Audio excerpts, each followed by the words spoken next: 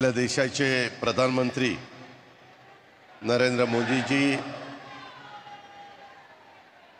आपले राज्यपाल महोदय, आपल्या राज्याचे मुख्यमंत्री एकनाथरावजी शिंदे साहेब, उपमुख्यमंत्री देवेंद्रजी, केंद्रीय मंत्री पीयूष गोयलजी, रामदास आठवलेजी, दीपक केसरकरजी, मंगलप्रभात लोढाजी, सर्व उपस्थित खासदार, आमदार, सर्व लोकप्रतिनिधी, जमलेले सर्व मुंबईकर बंधू भगिनींनो आणि माझ्या तरुण मित्रांनो, आज मुंबईतील विविध विकास कामांच्या उद्घाटनाच्या सोहळ्याच्या निमित्तानं आपण सगळेजण या ठिकाणी उपस्थित राहिलात त्याबद्दल मी सुरुवातीलाच आपल्या सर्वांचं मनापासून स्वागत करतो। आपल्या देशाचे तिसऱ्यांदा पंतप्रधान पदाची धुरा हाती घेतल्यानंतर पहिल्यांदाच पंतप्रधान आज आपल्या मुंबईमध्ये येत आहेत, देशाच्या आर्थिक राजधानीमध्ये येत आहेत, आपल्या महाराष्ट्राच्या राजधानीत येत आहेत। मी त्यांचं मनापासून महाराष्ट्रातल्या तमाम जनतेच्या वतीनं स्वागत करतो। सलग तिसऱ्यांदा मोदीजींनी त्यांच्या नेतृत्वावर देशातील जनतेने विश्वास दाखवला आणि तो त्यांनी गेल्या 10 वर्षात देश घडवून आणलेल्या विकासाच्या नव्या पर्वामुळे। मोदीजी तिसऱ्यांदा पंतप्रधान झाल्यानंतर त्यांचा हा महाराष्ट्राचा पहिलाच दौरा आणि मुंबईचाही दौरा, या सोहळ्याच्या निमित्तानं संबंध महाराष्ट्रातील जनतेच्या वतीनं एक सगळ्यांना मनापासूनचा आनंद होतोय। मित्रांनो, आज मुंबई, ठाणे, नवी मुंबई परिसरातील 29,400 कोटींहून अधिक किमतीच्या विविध विकास कामांचं उद्घाटन आदरणीय पंतप्रधान नरेंद्र मोदीजींच्या हस्ते होत आहे।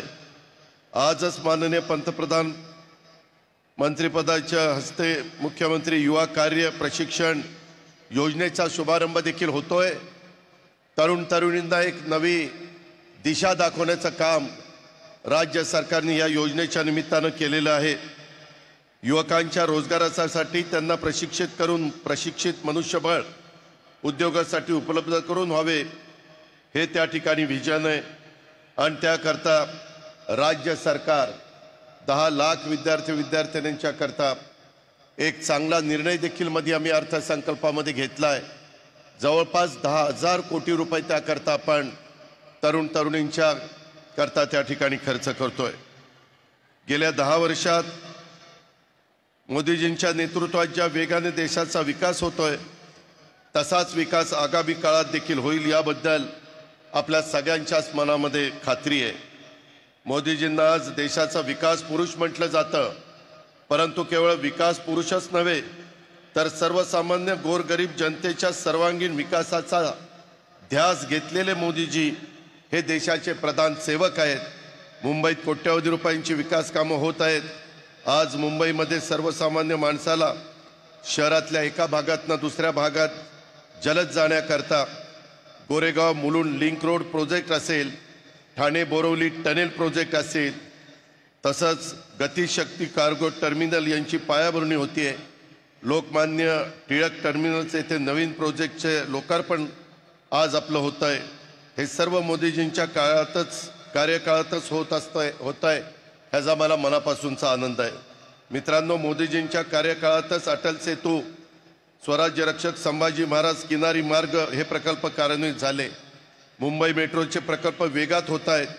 नवी मुंबईमध्ये आंतरराष्ट्रीय दर्जाचं विमानतळ असे मोठे प्रकल्प आज वेगाने पूर्णत्वाला जात आहेत। मित्रांनो, विकास कामं होत असताना जनतेला आपलं वाटेल अशा लोककल्याणी कारभार आज देशामध्ये आणि राज्यामध्ये आपण करतोय। मोदीजींच्या नेतृत्वात या पुढच्या काळात देखील लोकहिताला प्राधान्य देऊन जनतेच्या इच्छा आकांक्षा पूर्ण करणारे सरकार देशात आणि राज्यात काम करेल, याबद्दल माझ्या मनामध्ये तिळमात्र शंका नाही, याबद्दलची खात्री व्यक्त करतो आणि या ठिकाणी थांबतो। धन्यवाद। जय हिंद, जय महाराष्ट्र।